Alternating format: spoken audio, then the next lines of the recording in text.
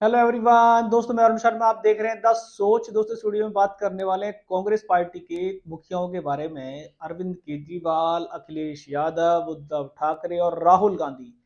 कांग्रेस की जब से हार हुई इंडिया गठबंधन में, तब से देखा जाए तो सारे जितने भी अखिलेश यादव हो, उद्धव ठाकरे हो, अन्य ममता बनर्जी, सबने कांग्रेस को जीरो पार्टी बताया और बोला कि इसके साथ गठबंधन करना अपनी हार को निश्चित करना है, इससे दूर रहना है। सिर्फ कांग्रेस पार्टी तो डूबा हुआ जहाज। दोस्तों, अगर आप चैनल पहली बार हैं, जुड़ सकते हैं। सारी वीडियो को देखने के लिए बात करते हैं इंडिया गठबंधन में। कांग्रेस देखा जाए तो पार्टी के रूप में सबसे बड़ी पार्टी है, पर हरियाणा की हार से इंडिया पार्टी में टीकरा फूट गया और एक दूसरों पे सवाल करने लगे।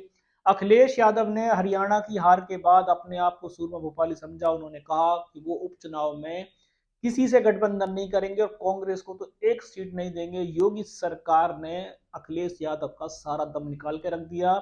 साइकिल की हवा ऐसी निकाली कि उपचुनाव तो हारे हारे और मिल्कीपुर सीट भी साफ करके रख दी। जो अखिलेश यादव कांग्रेस पार्टी पे सवाल निशान खड़े करते थे, वो खुद जीरो बटा सन्नाटा साबित हुए।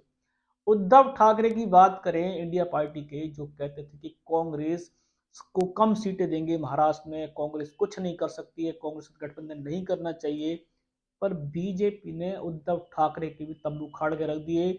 उद्धव ठाकरे जो बार बार बीजेपी को चैलेंज करते थे कि कभी भी इलेक्शन करा लो, बीजेपी को छठी का ही दूध याद करा देंगे। पर महाराष्ट्र में बीजेपी ने ऐसी वापसी की कि उद्धव ठाकरे को छठी का दूध याद आ गया। अखिलेश यादव, उद्धव ठाकरे जो कांग्रेस को घेर घेर के खुद जीरे हुए, उन्हीं का एक सहभागी है अरविंद केजरीवाल। कांग्रेस के नाम से तो आग बबूला हो जाते थे। हरियाणा में कहते थे कि उनके बिना सरकार नहीं बनेगी और कांग्रेस डूबा हुआ जहाज है, ये पनौती है, इसके साथ में गठबंधन नहीं करूंगा और दिल्ली में तो एक सीट नहीं दूंगा।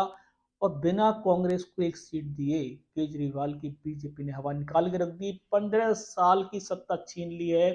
तीनों ऐसे दिग्गज जो केजरीवाल, उद्धव ठाकरे, अखिलेश यादव, जो अपनी अपनी पार्टियों को कांग्रेस से बड़ी पार्टी समझते थे, पर दिन ऐसा आया कि कांग्रेस तो शून्य थी, अब 3 शून्य और जुड़ते चले गए। पर इनको समझना पड़ेगा कि कांग्रेस शून्य नहीं है, बीजेपी भारी है। बीजेपी ने तुम्हारा सबका दम निकाल के रख दिया है, तो इनको एक हो या अकेले हो, इनको अपनी अपनी पार्टियां बचानी भारी पड़ेंगी, क्योंकि इनकी पार्टियों के पास मुद्दे खत्म हो चुके हैं। ये वही रटे रटाए मुद्दे लेके आ रहे हैं जिन मुद्दों पे जनता बोर हो चुकी है। अखिलेश यादव उपचुनाव में बार बार बीजेपी को घेर रहे थे। वो कहते थे कि मिल्कीपुर सीट पे भी बीजेपी का कब्जा नहीं होने देंगे। पर उपचुनाव में योगी ने दम निकाल के रख दिया और दोबारा से मिल्कीपुर सीट पे भी हार का सामना करना पड़ा। अब वो सारा टीकरा ईवीएम पे ही फोड़ रहे हैं।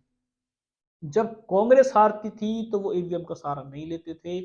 जहां उनकी खुद की हार हो रही है तो बेईमानी का इलेक्शन बता रहे हैं। वही उद्धव ठाकरे हैं, वही केजरीवाल है, बार बार यही कह रहे हैं दिल्ली में पैसे बांटे गए, शराब बांटी गई, ये बांटा गया। नहीं तो आम आदमी पार्टी दिल्ली में इस वक्त किसी भी सूरत में नहीं जीत सकती थी, क्योंकि शराब घोटाला उनको ले डूबा था। अखिलेश यादव से ज्यादा लोगों ने योगी सरकार को पसंद किया था, जिसके चलते वो बिना गठबंधन के वो कुछ नहीं कर सकते थे। पर 3 सूरमा भोपाली बार बार अपने आप को तो सूरमा भोपाली समझते थे, फिर कांग्रेस को जीरो करते थे।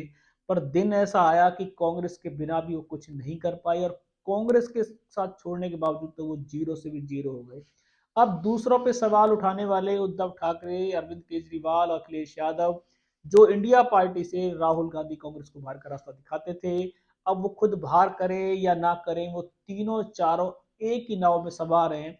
कोई ये नहीं कह सकता कि हमने कांग्रेस से ज्यादा बढ़त ली है और हमने बीजेपी को हरा दिया है। बीजेपी का समय मजबूत है, बीजेपी के तक बुलंद है। तो बीजेपी से लड़ने के लिए अगर वो गठबंधन ना भी करें, तो कम से कम उनको अपनी पार्टियों पे मजबूती लाने की जरूरत है, ना कि कांग्रेस पे या ईवीएम पे हर बार सवाल फोड़ने की जरूरत। तो इस रुझान पे नजर बना के रखेंगे कि इंडिया गठबंधन तो रहा नहीं, खाली सहभागी रह गए हैं। अब दूसरों पे टिकरा फोड़ते रहेंगे। आने वाले समय में अब इंडिया गठबंधन बचेगा या नहीं बचेगा कुछ नहीं कहा जा सकता, पर अकेले भी ये बीजेपी को हरा दे, ऐसे इनके आंकड़े नहीं समझ में आए। इस रुझान पे कोई विश्लेषण होगा समय से पहले बताएंगे। अगर आप चैनल पे नहीं जुड़े, जुड़ सकते हैं आने वाले। मैं अरुण शर्मा मिलूंगा नई सोच के साथ। अपना ध्यान रखें।